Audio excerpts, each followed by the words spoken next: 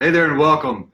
Guys, I've been talking a lot lately about doing live events, and here we are at the end of the year getting ready for 2020, and we're doing a lot of planning. Matter of fact, we've been doing weeks of planning out events for the entire year and getting ready to bring some serious value to those that are in need right now, wanting to grow their business, wanting to grow their speaking business, their coaching business, take it to the next level. So one of the things that I wanted to hop on and talk about in this video is the planning phase. And it's important when we start planning out events. In the pre-planning phase, there are some key things that we need to lay out. Now, at first glance, some of these things may look to you like, duh, really, Steve? Of course, obviously, we need to pick a topic, and we need to pick a date. We need to find a place to do it. But guys, these are key factors, and there's a little bit more to it than just that simplicity. For those of you that have done live events before, you know that there's a lot of work that goes into putting on live events, but you can actually cut your workload in half with the right planning. So I want to go over 6 things that we do right in the beginning as we are planning our events. These are things that me and my team have been working on over the past several weeks, getting ready for 2020. First and foremost is you got to pick a topic for your event. Now, if you're in business, no matter what business you're in, you guys know I'm a firm believer that you should be doing live events. It's a great way to increase your impact, your influence, and your bank account by doing live events. It gives you an opportunity to brand yourself as an expert in the marketplace and to teach people things that are going to lift them to another level and make them better, right? That's what it's all about. But you got to choose your topic. So as you're thinking about an upcoming event or thinking about the event that you want to put on, first we need to know what we're going to talk about. So in January, on January 23rd, for instance, we are doing our Profit from Speaking event. This is the event where I come in and I teach speakers and coaches how to grow their business to the next level through the art of speaking. Business owners and entrepreneurs, they love this event as well because, again, if you're in business, you need to be out speaking, and I'm going to share some things on January 23rd that are going to teach you how to go out and make more money through the art of speaking, right? So that is our topic. We know we're going to do Profit from Speaking, and that's what we're going to put together for everybody on January 23rd. Then you got to pick your date and time. I suggest for local events that you need to have at least 60 days of planning time. So you want to pick a date that's about 60 days away. This is going to give you time to do all your marketing material and promotion and to do the things necessary to get the butts in the seats. You have to decide the time as well. Are you going to start at 9 a.m., 10 a.m.? Is this going to be a half-day event? Or are you just going to go till noon? Or are you going to do a full-day event? This is very important, obviously, as we get into the next few phases here. Then you got to choose your venue. So your date and time are going to play a factor in that. You also want to choose a venue that's going to be good for your brand.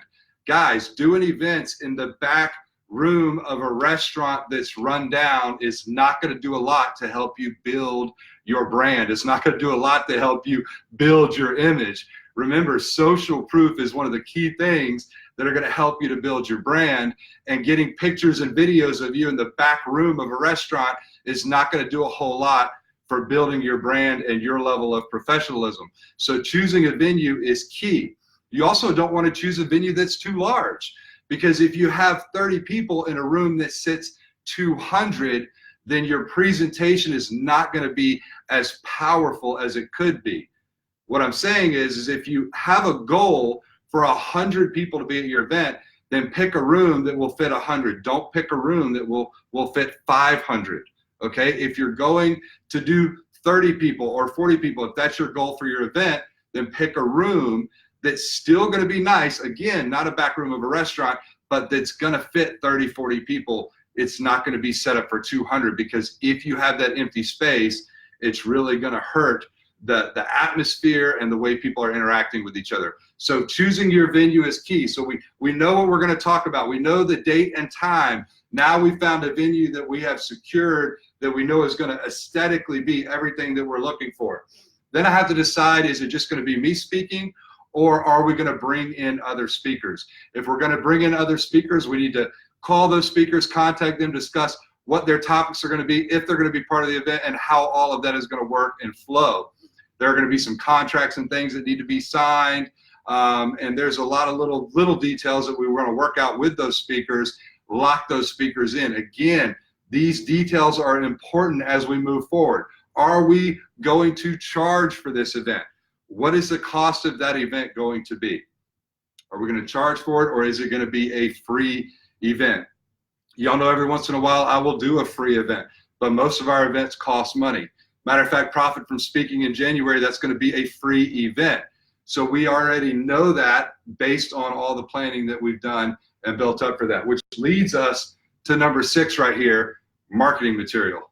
All of these details obviously need to be in place for us to put together some effective marketing material. We have to know all of these things. We have to know what speakers are going to come, if any, because we want to be able to have their pictures and their bios on all of our marketing material as well. So all of these are key factors in the pre-planning phase, but I want to leave you guys with one thought.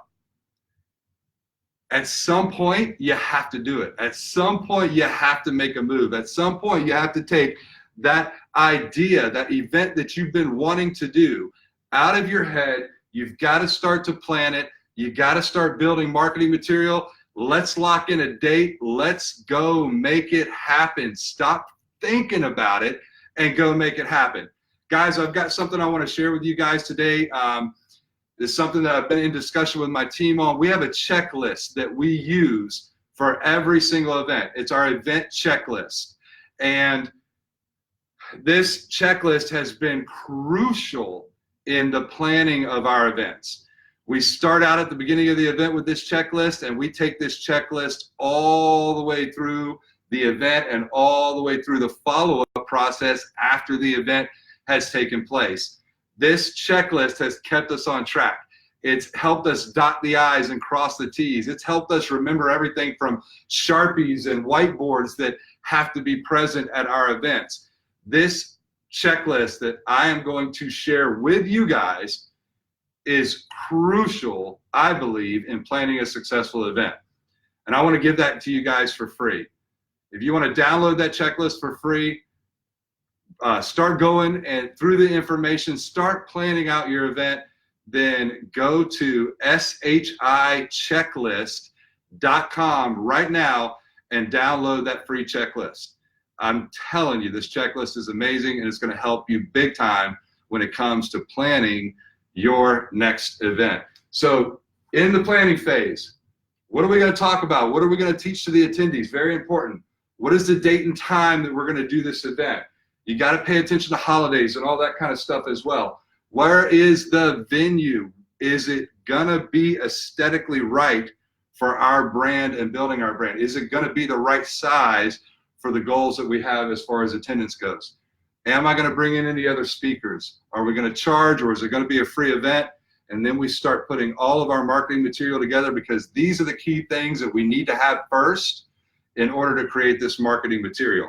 I'm going to shoot another video soon to talk about how to market those events and put butts in the seats. Thank you guys for hopping in. We'll see you soon. God bless.